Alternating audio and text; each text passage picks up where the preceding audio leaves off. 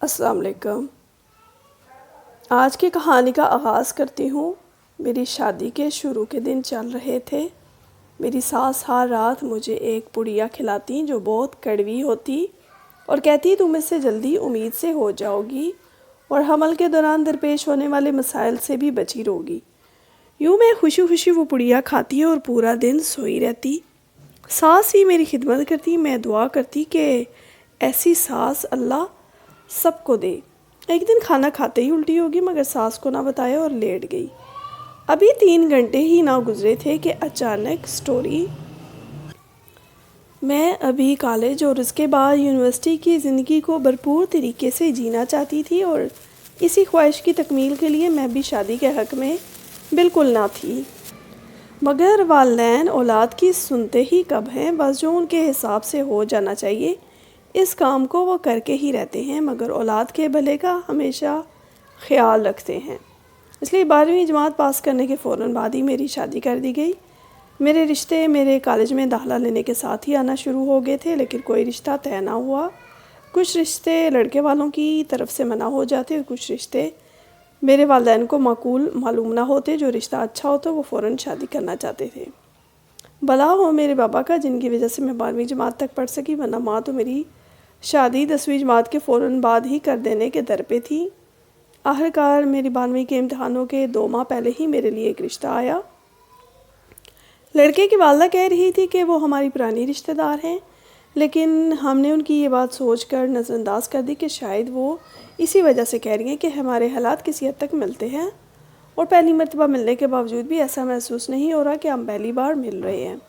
ان کا ایک ہی بیٹا تھا اور 2 شادی شدہ بیٹیاں تھیں اور رشتہ میرے والدین کو بھی معقول لگا کیونکہ لڑکے کی اچھی جگہ پر نوکری تھی، سو یہ رشتہ طے ہو گیا اور یہ طے پایا کہ میرے امتحانوں کے تقریباً 6 ماہ بعد یعنی اکتوبر کے اختتام میں ہماری شادی کی جائے گی۔ میں اپنے ماں باپ کی اکلوتی اور لاڈلی اولاد تھی۔ میں تو اب بھی اپنی اتنی جلدی شادی کروانے کی وجہ سے اپنے والدین سے ذرا خفا تھی، لیکن میری یہ خواہش پوری ہو گئی تھی کہ میری شادی سردیوں کے موسم میں ہو۔ اور اپنی خفگی کا ذکر میں نے اس دن اپنی والدہ سے بھی کیا جب میں شادی کے بعد پہلی بار اپنے میکے گئی۔ آج میرا میکہ میرے لیے تھوڑا اجنبی سا معلوم ہو رہا تھا۔ میں نے اپنی امی سے کہا کہ امی آپ لوگوں نے میرے فرض کو ادا کرنے میں بہت عجلت کیوں کر دی جب سے میں آئی تھی؟ امی میرے صدقے واری جا رہی تھی، لیکن میرے اس سوال پر ان کے چہرے پر کئی رنگ آ کر گزر گئے اور قدرے وقفے سے وہ کہنے لگیں کہ بیٹیاں اپنے گھروں میں آباد ہی اچھی لگتی ہیں۔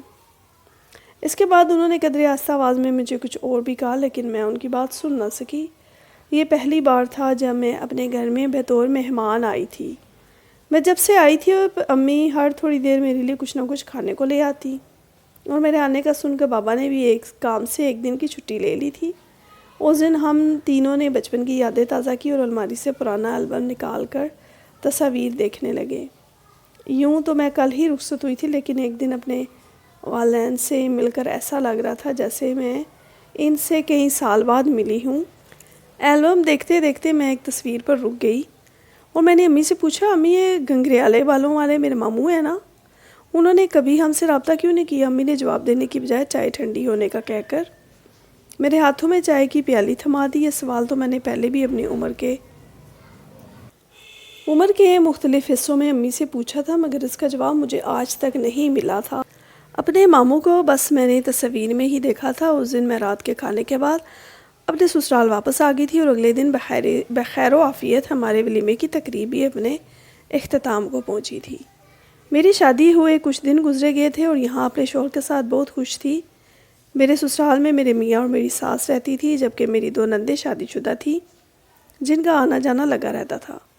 ماں بیٹیاں جب بھی سر جوڑ کر بیٹھتی تو محفل طول پکڑتی جاتی، جبکہ میں اس دوران اپنے کمرے میں بیٹھی رہتی یا گھر کی بہو ہونے کے فرائض سر انجام دیتے ہوئے ان کے اور ان کے بچوں کی خاطر تواضع کرتی رہتی۔ شروع میں تو مجھے ان کا بچوں کا برتاؤ بہت برا لگتا کیونکہ وہ چلتے پھرتے شور مچاتے رہتے۔ یہاں میں صفائی کرتی، وہاں دوبارہ گندا کر دیتے، یہاں تک کہ وہ میرے جہیز کے کانچ کے برتنوں کو میرے سامنے جان بوجھ کے نیچے پھینک کر توڑ دیتے، مگر میں بس اپنا سا منہ لے کر انہیں دیکھتی رہ جاتی۔ ایک وجہ تو یہ تھی کہ میری نندیں جب اپنے بچوں کو کچھ نہ کہتی تو انہیں کیا کہہ سکتی تھی؟ اوپر سے وہ بچے میرے شوہر ساس کے بھی لاڈلے تھے۔ میری بڑی نند کی ایک بیٹی 10 سال کی تھی اور دوسری نند کے 2 8 سال کے جڑواں بیٹا بیٹی تھے۔ میری ساس میرے رویے سے بہت خوش تھی، ان کا میرے ساتھ رویہ بہت اچھا تھا۔ میری زندگی بہت اچھی چل رہی تھی۔ صبح اٹھ کر میاں کے لیے ناشتہ، ساس کے لیے پھیکی چائے اور رات کے کھانے کا بچا ہوا سالن گرم کرتی اور پھر گھر کی صاف صفائی کرتی۔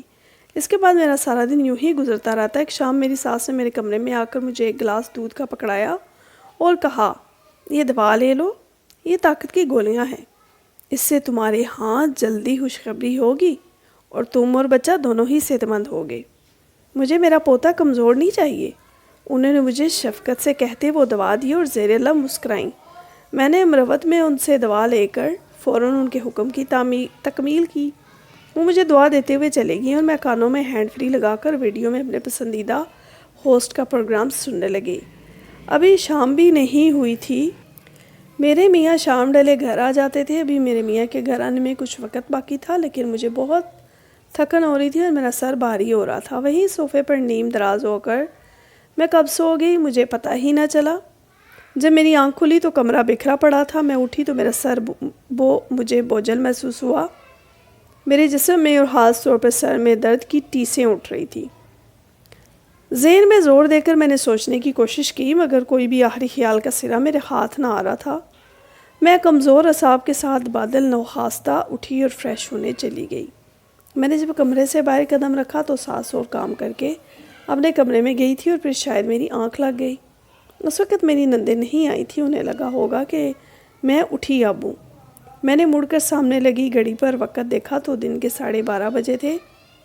اب مجھے کمرے کے بکھرے ہوئے ہونے کی وجہ سمجھ آئی، گویا میں کل شام میں سوئی تھی اور اگلی صبح 12:30 بجے اٹھی ہوں، یعنی اس دوران میرے شوہر گھر آ کر دوبارہ آفس جا چکے ہیں۔ لیکن اچانک سے مجھے اتنی نیند کیسے آ گئی اور کسی نے مجھے جگایا کیوں نہیں؟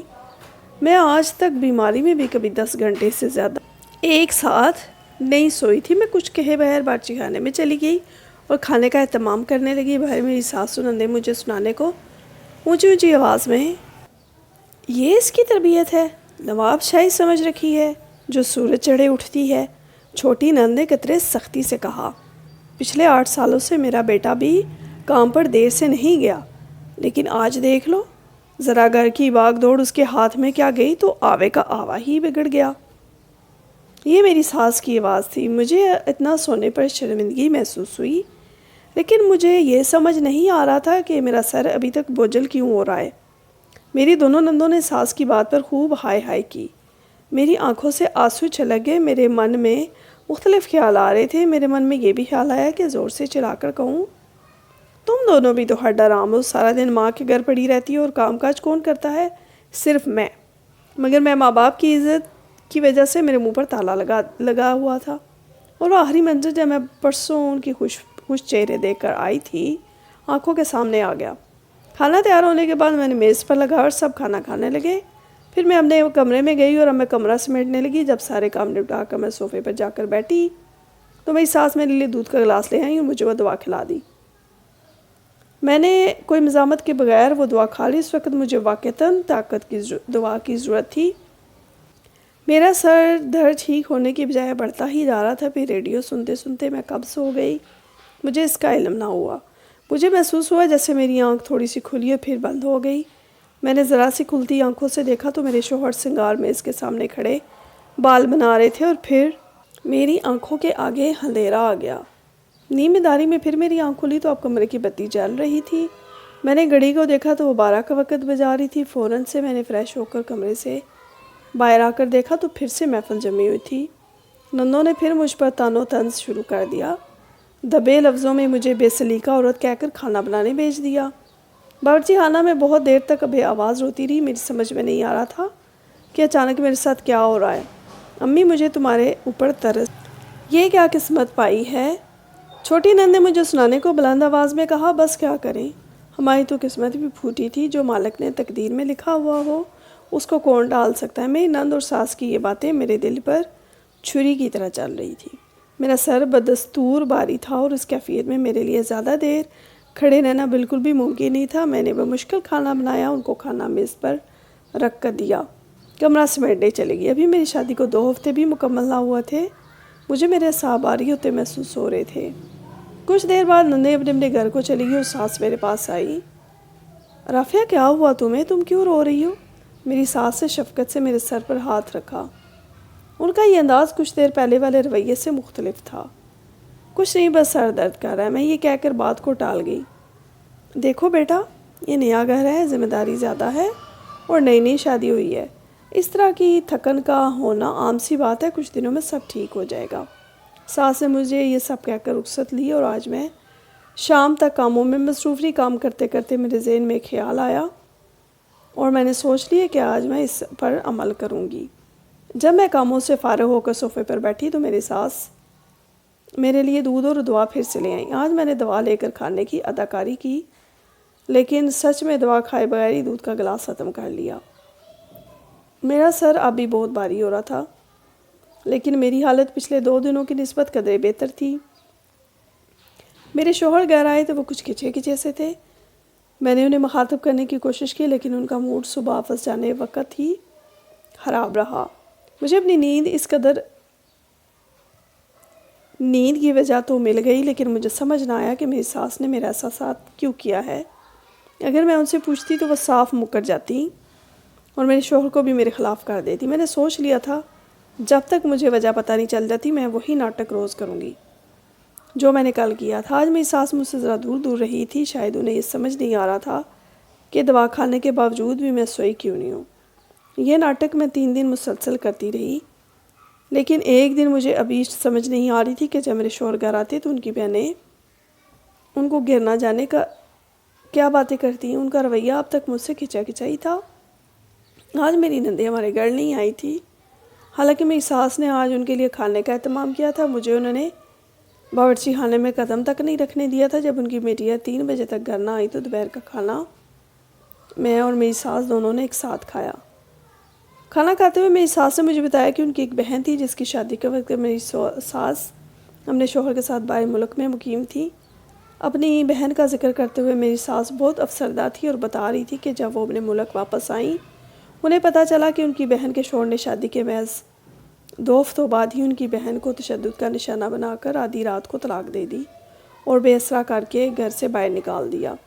یہ سب سن کر مجھے اس شخص پر بہت غصہ آیا، ان کی بہن پر ترس بھی آیا۔ کھانا کھانے کے بعد میں اپنے کمرے میں چلی گئی۔ میرا سر درد ابھی تک مکمل طور پر ختم نہیں ہوا تھا، وقفے سے کم یا زیادہ بھی ہو رہا تھا۔ اس لیے بڑھتے سر درد کو نظر انداز کیے میں نے اپنے موبائل میں ریڈیو سنتی رہی اور دھیرے دھیرے صوفے پر ہی سو گئی۔ میرا دماغ معاف ہو چکا تھا، مگر 3 گھنٹے ہی گزرے تھے کہ مجھے ہلچل محسوس ہوئی۔ پھر مجھے کوئی بری طرح جھنجھوڑا تھا۔ میرا دماغ لاشعور کے سکون کی گہرائیوں سے شعور کی دنیا میں آیا۔ میرا شوہر غصے کی حالت میں مجھے جھنجھوڑ رہا تھا۔ میری آنکھیں اب بھی بار بار بند ہو رہی تھی۔ میری آنکھیں کھولنے کی کوشش بار بار ناکام ہو رہی تھی، لیکن میری آنکھیں اس وقت کھل گئی جب میرے شوہر نے میرے گال پر زناٹے دار تھپڑ مارا۔ پھر یہ سلسلہ ایک تھپڑ پر رکا نہیں، بلکہ دوسرا پھر تیسرا تھپڑ بھی میرے شوہر نے مجھے زور سے مارا۔ میں نے حواس بحال کرنے کی بہت کوشش کی، مگر میرا سر ابھی بھی شدید درد کر رہا تھا اور میرے جسم میں الگ درد محسوس ہو رہا تھا۔ درد سے میرے سر میں ٹیسیں اٹھ رہی تھی، میرے کانوں میں بے ہنگم آوازوں کا شور تھا۔ میری ساس میری نند سب آج جمع تھی، کالج کی لڑکی ہے، نشے کرتی رہی ہوگی۔ کالجوں میں میری ساس نے مصنوعی افسوس سے کہتے بیٹے کی ڈھارس بندھائی۔ نندوں نے بھی بھائی کو غصہ دلائی، یہ دیکھو اس کا موبائل، گھنٹوں تمہارے جانے کے بعد کمرے میں بند کسی سے باتیں کرتی رہتی ہے۔ میری بڑی نند نے یہ کہہ کر میرے شوہر کو اور تیش دلایا، تمہارے آفس سے واپس آنے سے پہلے ہی اپنا ماشکا لڑا کر سو جاتی ہے۔ چھوٹی نند نے مزید میرے شوہر کو بھڑکایا، تم میرے پیٹھ پیچھے یہ کارنامے کرتی رہتی ہو، اور میں نے اپنی بہنوں کی بات پر یقین نہیں کیا۔ کاش میں ان کی بات مان لیتا جب تم میرے آفس سے واپس آنے پر مجھے بے سدھ پڑی ملی تھی۔ میرے شوہر نے موبائل کی جانب دیکھے بغیر ہی مجھے بے باتیں سنائیں، کچھ الفاظ ادا کیے جو مجھے شور میں بھی واضح سنائی دیے۔ میرے شوہر نے ایک ہی سانس میں 3 مرتبہ یہ جملہ دہرایا، میں تمہیں طلاق دیتا ہوں، جو کب سے کچھ سمجھنے اور اپنی نندوں کے الزام سننے کے بعد کچھ کہنے کی کوشش میں ہلکان ہو رہی تھی۔ یہ سنتے ہی میرے اندر موجود قوت بھی جواب دے گئی۔ میرے شوہر نے مجھے ہاتھ سے پکڑ کر باہر کی طرف کھینچا اور سردی کی اس اندھیری رات مجھے گھر کے باہر دھکیل دیا۔ میں اب بھی سب کچھ سمجھ نہ سکی تھی۔ میرا ذہن معاف ہو چکا تھا، سوچنے سمجھنے کی حص میرے اندر کہیں مر گئی تھی۔ میری شادی کے فقط 2 ہفتوں کے اندر ہی مجھے میرے شوہر نے تشدد کا نشانہ بنا کر گھر سے باہر نکال دیا تھا۔ گھر سے باہر میری عزت محفوظ نہیں تھی، لیکن میرا جسم بری طرح ٹوٹ رہا تھا۔ میں وہیں دہلیز پر گر کر بے ہوش ہو گئی۔ اس کے بعد میرے کانوں میں جو آواز ہوئی وہ فجر کی اذان تھی۔ ابھی میں ہوش میں آئی تھی کہ مجھے دروازے کی کنڈی کھلنے کی آواز آئی۔ میری ساس نے باہر آ کر مجھے ٹھوکر ماری اور کہا، آج تیرے ساتھ مکافات عمل ہوا ہے۔ مجھے سمجھ نہ آئی کہ ان کی بات کا پس منظر کیا ہے۔ میری ساس مجھے باتیں سنا کر دوبارہ گھر میں چلی گئی۔ اس وقت میرے تن کو ڈھانپنے کے لیے میرے پاس ایک چادر تک نہ تھی اور مجھے بے حد ٹھنڈ محسوس ہو رہی تھی۔ میں نے خود کو سنبھالا اور اپنی حالت زار کے بارے میں سوچتے ہوئے اور کراتے ہوئے اپنے میکے کی راہ لی۔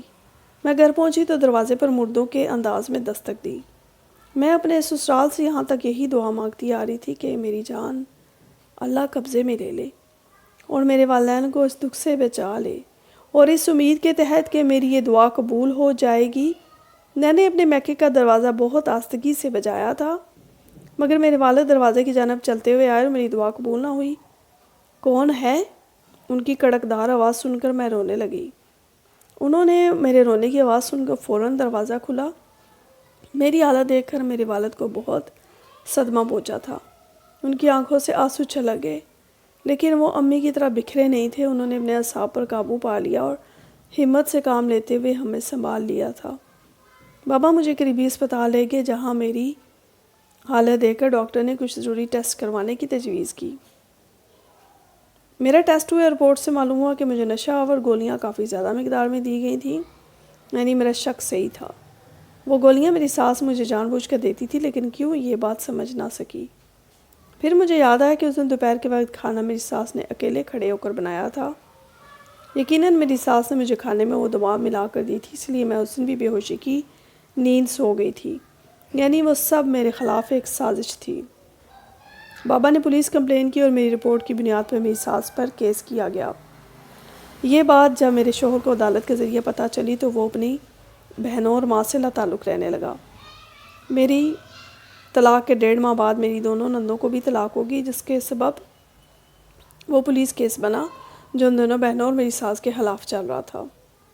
ایک تو وہ دونوں ویسے ہی اپنے سسرال سے زیادہ اپنے میکے میں رہتی تھی اور سونے پہ سہاگا۔ ان کے سسرال والوں کو بھی ان کی سازش کا علم ہو گیا تھا۔ ان کی کام چوری اور سازشی طبیعت کی وجہ سے ان دونوں کو بھی طلاق ہو گئی تھی۔ اس غم اور ندامت کے پیش نظر میری ساس کو مختلف ذہنی اور قلبی امراض نے جکڑ لیا تھا۔ دن بدن ان کی تکلیف میں اضافہ ہوتا گیا۔ ان کا بیٹا جو کبھی ان پر جان چھڑکتا تھا، ان سے ان کا حال تک نہ پوچھتا تھا۔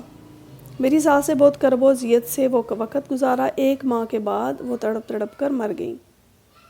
مرتے وقت انہوں نے اپنے بیٹے کو نہ جانے کون سی سچائی بتائی کہ جو پہلے ہی اپنی ماں بہنوں کے ساتھ گھر میں لا تعلق سا رہتا تھا، اب اپنی بہنوں کو چھوڑ کر چلا گیا۔ مرتے ہوئے میری ساس نے میرے بیٹے کو یہ بھی بتایا کہ میری نندوں نے میرے کردار پر بلا وجہ کیچڑ اچھالا تھا۔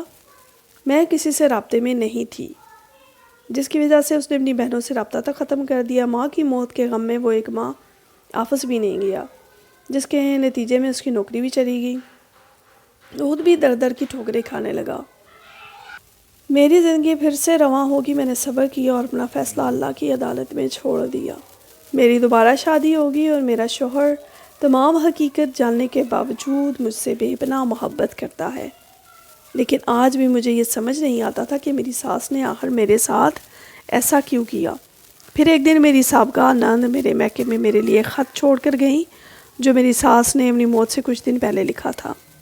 وہ خط پڑھ کر مجھ پر جو انکشاف ہوا، اس نے مجھے چند پل کے لیے ساکت کر دیا۔ آخر لوگ ایسا کیسے کر سکتے ہیں؟ کسی اور کی غلطی کی سزا کسی معصوم کو کیسے دے سکتے ہیں؟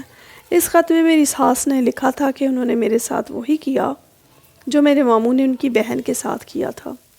اس خط میں انہوں نے لکھا تھا کہ میری بہن کو بے ایمان کر کے تیرے ماموں نے یوں ہی گھر سے نکال دیا تھا، اور بدلے کی آگ میں انہوں نے میرے ساتھ وہی کیا۔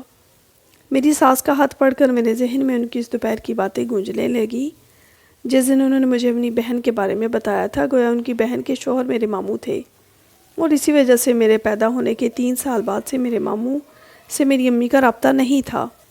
اس لیے صرف میں نے انہیں تصویروں میں دیکھا تھا اور امی ان کے ذکر پر خاموش ہو جاتی تھی، کیونکہ وہ ان کے ذکر پر اپنی بھابھی کی حالت کا سوچ کر کانپ جاتی تھی۔